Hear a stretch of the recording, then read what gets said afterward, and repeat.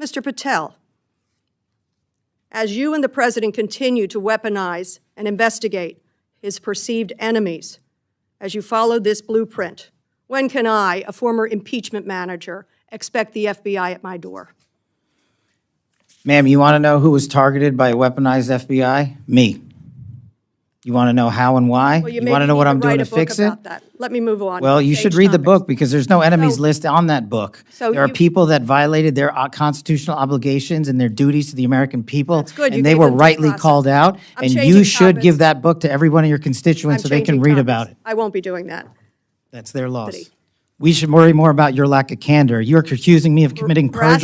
perjury. Tell the American You didn't people how know. I broke the law and committed a felony. Have the audacity to actually No, put the all facts right, then forward the answer is instead of both. lying for political banter so you can have a 20-second answer donation hit. The answer is both. I believe that the The men and answer is women of you're the- failing, not I me. reclaim my In a stunning moment of raw political confrontation, Kash Patel went toe-to-toe with a Democratic senator who accused him, and President Donald Trump, of orchestrating a so-called revenge tour against political opponents. Patel didn't just respond, he fired back with a verbal cannonball that turned the hearing upside down. What unfolded in that chamber may go down as one of the most memorable exchanges in recent Capitol Hill history. It all began with the senator reading from President Trump's FBI budget request.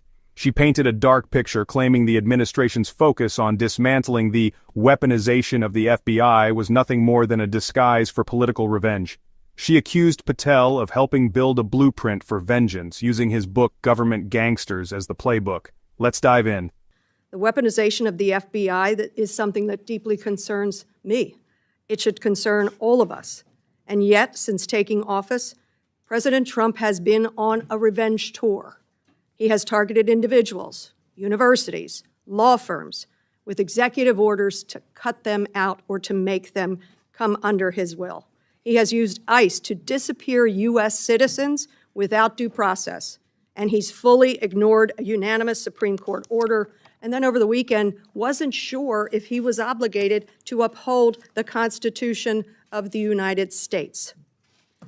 In your book, your recent book, Government Gangsters, you include an appendix with a list of names that people have referred to as an enemies list. Now, I know you will claim it's just an appendix, not an enemies list. So let's focus on how the president sees it, on what the president calls it. And you proudly display his quote on the front cover of your book. The president calls this a brilliant roadmap, a blueprint.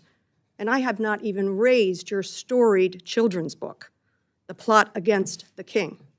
It concerns me how many people from this blueprint have been targeted with executive orders and FBI investigations.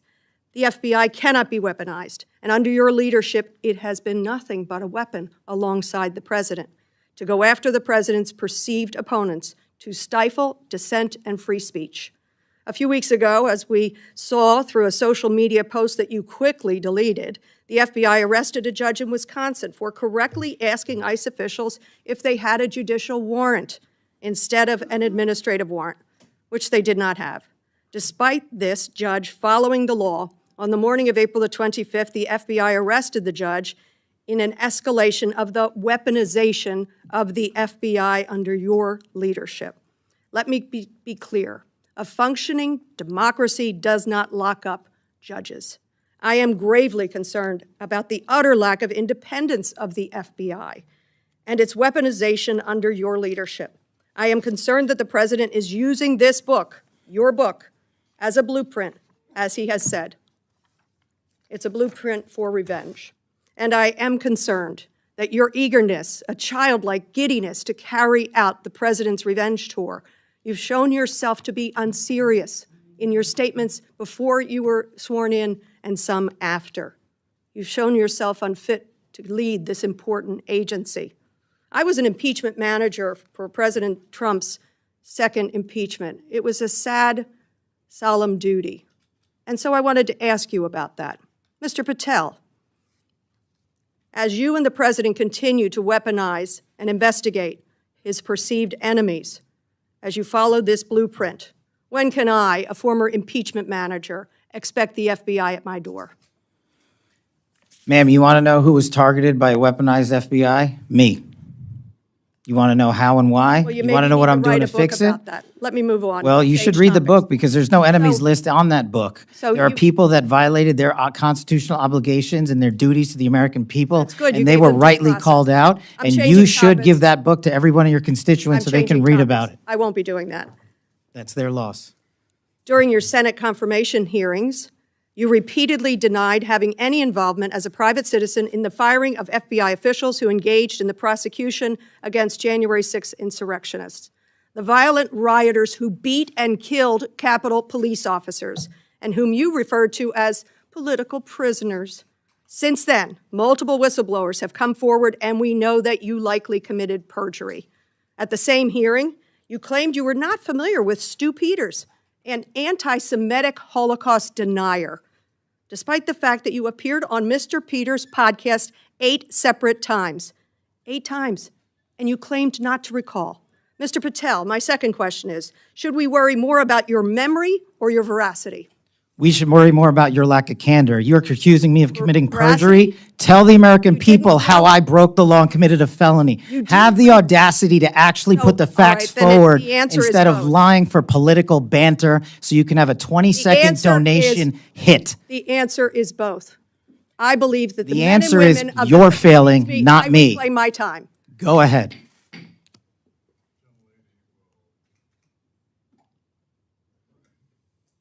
In the end, it wasn't Kash Patel who looked unserious. It was the senator whose loaded questions and dramatic accusations crumbled under the weight of facts and clarity.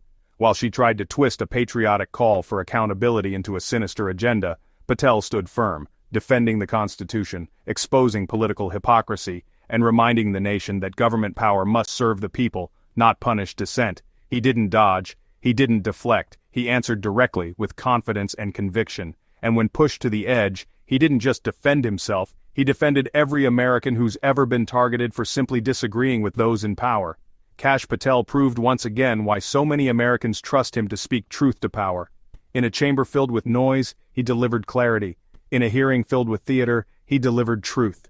And when the history of this moment is written, it won't be about a senator trying to score political points, it'll be about a man who stood his ground and refused to be silenced. Kash Patel didn't just win the exchange, he reminded America what leadership actually looks like. Kash Patel didn't just survive this political ambush, he turned it into a masterclass in composure, facts, and fearless patriotism. This hearing wasn't just about one man, it was about what kind of government Americans want, one built on truth, or one that weaponizes fear. If you believe in fearless voices, in holding the powerful accountable, and in restoring real justice, then this is your moment. Subscribe, like, and share this video.